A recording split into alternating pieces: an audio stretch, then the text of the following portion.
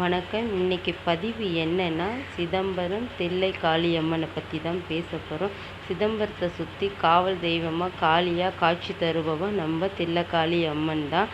அவங்க ரொம்ப உகந்தவங்க அவங்க. அதே போல் திருமணங்கள்லாம் நடைபெறுது. அதே போல் அந்த அம்மனோட கோவிலில் குங்குமம் அபிஷேகமும் அவ்வளோ நல்லது. பில்லி சூனியம் ஏவல் அதுக்கெல்லாம் ரொம்ப உகந்தவன்.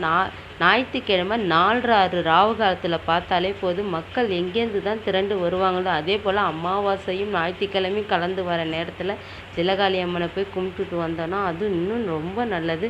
நம்மளோட கோரிக்கையை அவங்க காலையில் சமைச்சிட்டோன்னா ரொம்பவும் அவங்க நம்மளுக்கு துணையாக இருப்பாங்க.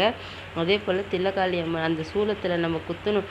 நமக்கு தீங்கு செய்தவங்கள நீ தான் தாயை பார்த்துக்கணும் அப்படின்னு சொல்லி அந்த சூலத்தில் ஒரு எம்ச படத்தை குத்திட்டு வந்தாலே அந்த தாய். சப்ஸ்கிரைப் பண்ணுங்கள், லைக் பண்ணுங்கள், ஷேர் பண்ணுங்கள்.